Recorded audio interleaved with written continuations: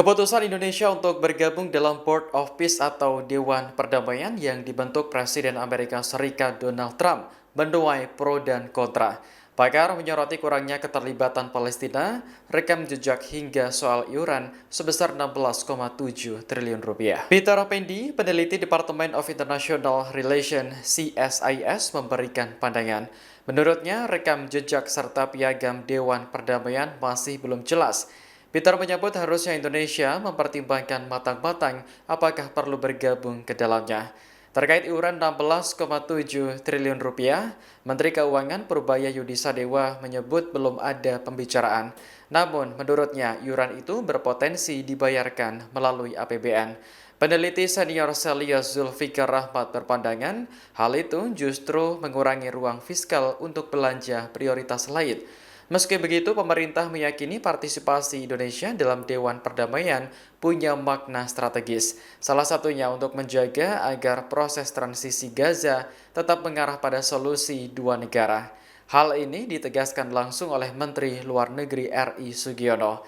Ia menyebut Dewan Perdamaian bentukan Trump tidak bermaksud menggantikan PBB. Takutnya kita jadi terlibat di solusi-solusi yang sebenarnya tidak sesuai dengan prinsip dan norma yang kita pegang selama ini di politik luar negeri Indonesia.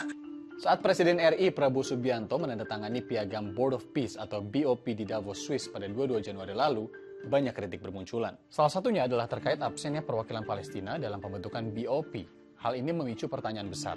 Apakah keputusan Indonesia untuk bergabung sejalan dengan prinsip politik luar negeri yang dianut Indonesia selama ini? Ditambah ini track record dan charternya menurut saya masih questionable gitu, masih up in the air. Jadi perlu kita pantau betul-betul institusi ini sepertinya akan dibawa kemana, dan juga perlu direconsider. Indonesia butuh nggak sih ikut institusi seperti ini? Publik juga berkomentar soal iuran sebesar $1 miliar AS atau senilai hampir 17 triliun rupiah untuk menjadi anggota tetap yang berpotensi diambil dari APBN. Ketika ditanya soal iuran tersebut, Mensesnek Prasetyo Hadi bilang, Itu kan bagian dari kompetisi.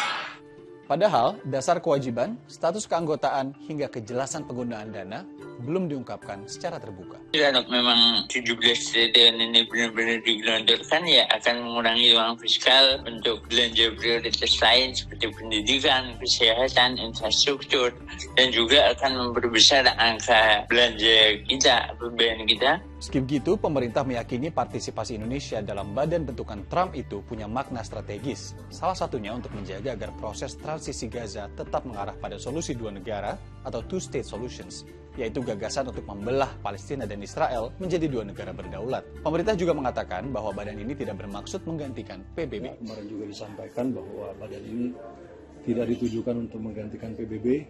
Ini adalah suatu badan internasional yang lahir dari kepedulian untuk menciptakan perdamaian dan stabilitas khususnya di Gaza. Jadi menurutmu, apakah langkah pemerintah Indonesia bergabung dalam BOP ini sudah tepat, sahabat Dewe?